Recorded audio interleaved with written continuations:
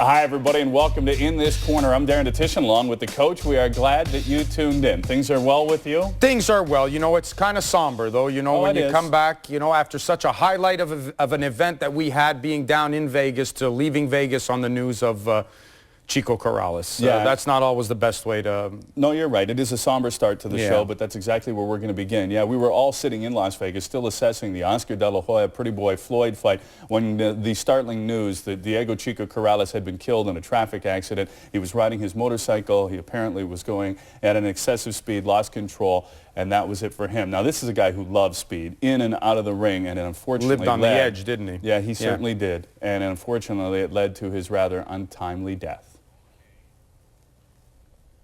Diego Chico Corrales was pronounced dead on the scene at 7:22 p.m. on Monday, May 7th, after he was involved in a motorcycle accident close to his home in Las Vegas.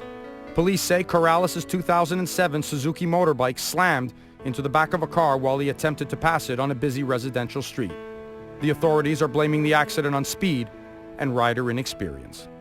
Corrales had a career boxing record of 40 wins and 5 losses with 33 stunning KOs and held 2 world titles in 2 different weight classes.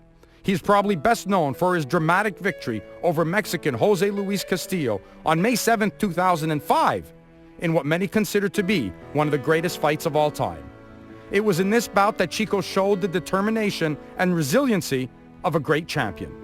Swollen, bloodied, and having survived several knockdowns throughout the fight, Corrales continued to battle, ultimately scoring a dramatic TKO in the 10th round, thus capturing Castillo's WBC lightweight title. Diego is survived by his pregnant wife, Michelle, their baby daughter, 3 children from a previous marriage, his parents, and 2 brothers.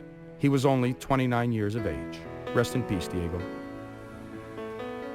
Now, this is what Jose Luis Castillo had to say. It really is tragic when something like this happens. I always liked Chico. We had a friendly rivalry when we got into the ring. We had 2 amazing fights, and our names will be linked forever. For me, it was a privilege knowing Chico and being part of such great fights.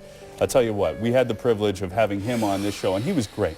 He was engaging, he was funny, he was personable. I asked him, how'd you get the nickname Chico? And he said when he was small, he was always tiny, and he used to run around the house, and his grandma was always calling him Chico, and hence that's how he got the name. But he really was a special fighter. And you know what, Dutchie? The boxing world will forever remember the heart and courage that was Diego Corrales. Of course, it's sad that he's gone, and of course, it's tragic that he's gone at the age of 29, and it's tragic that he's gone in a motorcycle accident, something that could have been prevented.